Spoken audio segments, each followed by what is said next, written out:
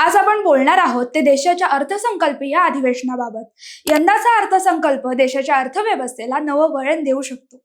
28 जानेवारीपासून सुरू होणारं हे सत्र तुमच्या आमच्या जीवनात काय बदल घडवेल, अर्थसंकल्पाकडून कोणाला कोणत्या अपेक्षा आहेत, चला जाणून घेऊया। नमस्कार, मी भक्ती, प्रहार न्यूज लाईन मध्ये आपलं स्वागत करते। सर्वांचं लक्ष लागलेलं संसदेचं अर्थसंकल्पीय अधिवेशन 28 जानेवारी 2026 पासून सुरू होत आहे। राष्ट्रपती द्रौपदी मुर्मू यांच्या मंजुरीनंतर हे सत्र 2 टप्प्यात होईल।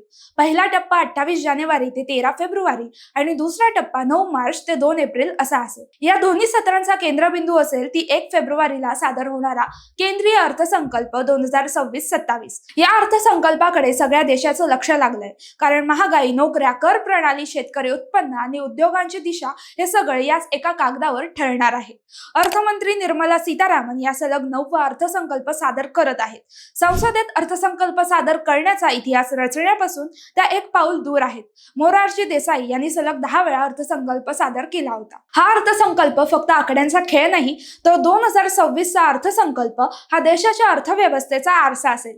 करदात्यांना अपेक्षा आहेत कर सवलती वाढाव्यात आणि महागाईवर लगाम लागावा। नोकरी करणाऱ्यांना, मध्यम वर्गाला कर सवलतीत दिलासा हवाय, तर शेतकऱ्यांना हवाय न्याय, हमी भाव आणि थेट मदत करणारा, आणि उद्योजकांना अपेक्षा आहे ती गुंतवणुकीला चालना देणारी धोरण ठरवणारा अर्थसंकल्प। तसंच यामध्ये पायाभूत सुविधा, इलेक्ट्रिक वाहनं आणि अवकाश क्षेत्रासाठी नवी प्रोत्साहनपर धोरणं अपेक्षित आहेत।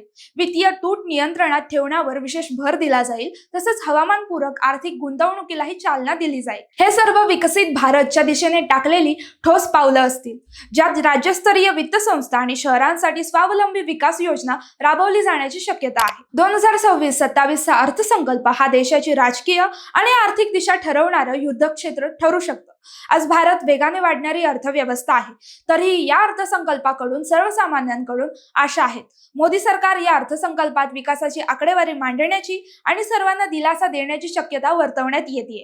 अर्थसंकल्प म्हणजे केवळ खर्चाचा हिशोब नाही, तर तो देशाच्या आशा अपेक्षांचा आराखडा असतो। 1 फेब्रुवारीला सादर होणारा अर्थसंकल्प 2026 हा जनतेसाठी असेल, जो भारताचं पुढील 5 वर्षांचं भवितव्य ठरवेल। माहिती आवडली असेल तर कमेंटमध्ये नक्की कळवा आणि असेच नवनवीन व्हिडिओ पाहण्यासाठी लाईक, शेअर आणि सबस्क्राईब करायला विसरू नका।